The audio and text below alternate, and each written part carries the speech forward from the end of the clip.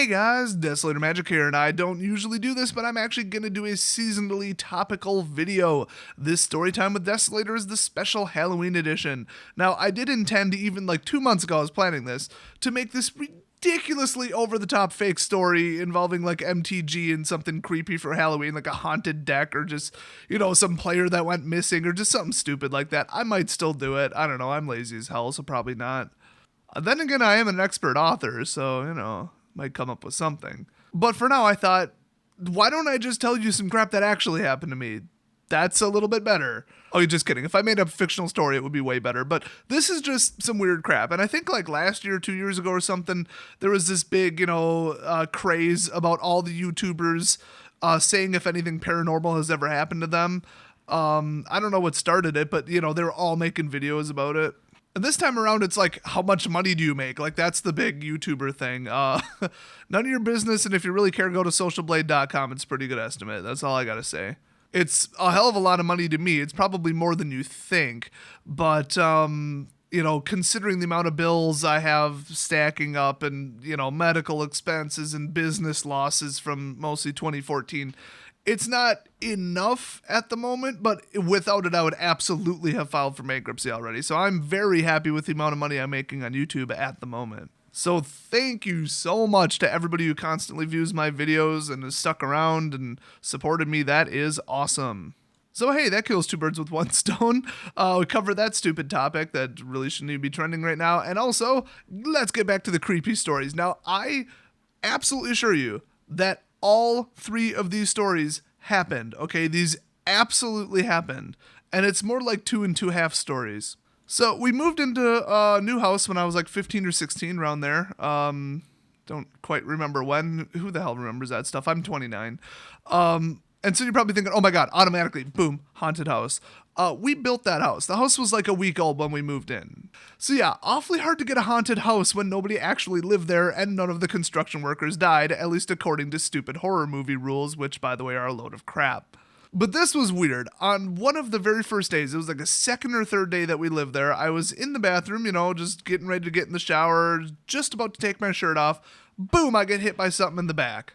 Turned around, boom, ghost of Elvis. Just kidding, totally not an Elvis sighting. Turned around, I got hit by a giant plate of glass. Okay, where the hell did a plate of glass come from? Well, right above the door. Now you're probably thinking, okay, somebody opened the door, closed it, or the wall moved, or somebody bumped into it and it hit you and it fell on you. Not exactly. The reason this is so creepy and unordinary is because it's so simplistic. There's just no way that this could have happened. So imagine you're putting up like shelves in your garage and you get those big like foot deep metal supports that you screw into the 2x4s and they can hold tons of weight.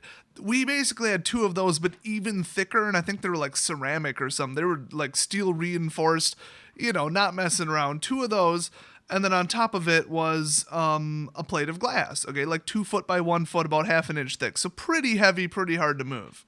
So that thing just randomly out of nowhere comes crashing down and hits me in the back of the shoulder. I'm not injured, I'm not bleeding or nothing, but it did shatter pretty good when it hit the ground. I know you're probably like, why didn't it shatter when it hit his massive, just rock hard muscles? I have no idea. That's honestly the creepiest, most unusual part of this. Here's the problem. I wasn't moving anything. The door was closed. I was just standing there. Nobody was moving. Nobody bumped into a wall or I don't know what. Like put a frickin' leaf blower under the door. Even that wouldn't do it. I mean, this plate of glass weighed a lot of pounds, probably like 5 to 10 pounds. It was some thick, hefty glass, and it was placed very precisely on the 2 mounts. And so it was about 7 or 8 feet up, and I was about 9 feet horizontally away from it. So that means that the plate of glass came flying off the shelf type of thing, those 2 little upright supports, flying off at above a 45-degree angle, okay? So that slope of like the vector that it traveled is insane. I mean, it doesn't take much energy for a plate of glass to fall straight down. In fact, it doesn't take any energy. To slightly make it go like, 7 feet down to 1 feet over, okay, that's a tiny amount of energy. But to get it above a 45-degree angle, you gotta chuck that thing. I mean, you're talking a pretty good throw if it was even a human. I mean, I probably got to whip that thing 50 feet before it falls 3, but, you know, you get my idea. It would take a reasonable amount of force to even make that thing slide on the brackets. So, with nothing moving and nobody touching anything, I mean, it's not like the AC or the heater kicked in, just absolutely still, this piece of glass just comes flying off the wall and hits me, travels like 9 feet horizontally. Still to this day, we do not have an explanation for it. And the replacement piece of glass, it's been up there for like, 13 years now? So I was just blown away by that. I was pretty creeped out for a couple days. There is simply no natural explanation for how or why that could have possibly happened. It's not like I accidentally reached an adhesive string up in the air and then like walked away from it and pulled it towards myself or something. Like there's just nothing that could have even touched it up there. It just blows my mind. So there was really nothing else that happened in the house the entire time. That was it. I mean, nothing else too weird, except we kept hearing the back door open when we were in the basement. And we would call up, hey, you're home, or hey, did you go to get groceries, or do you need help carrying them in, or whatever. So we'd, start talking. Me and my brother, we'd be down there. We'd be like, oh, we both heard it. It's clearly the garage door opening.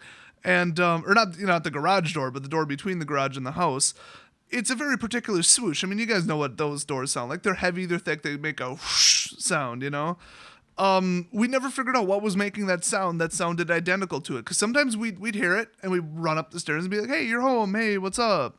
Other times we'd hear it. We'd run up the stairs, start talking to nobody, and look in the garage. Garage is empty. Nobody's there. Nobody comes home for another 30 minutes.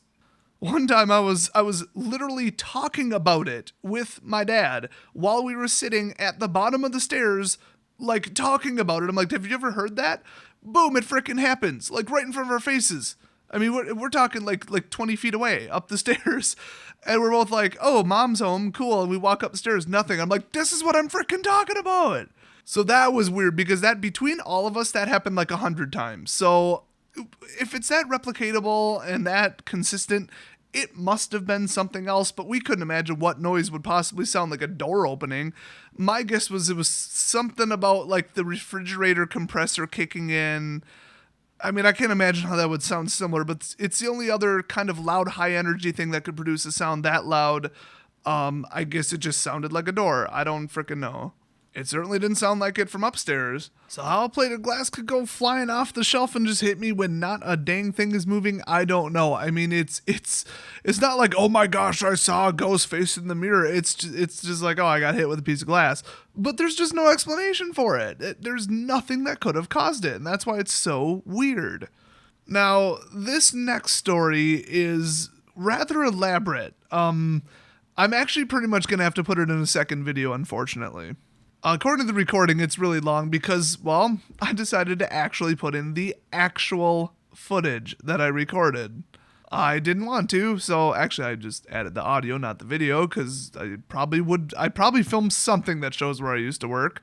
So stick around for that, and I will see you guys very shortly in part 2.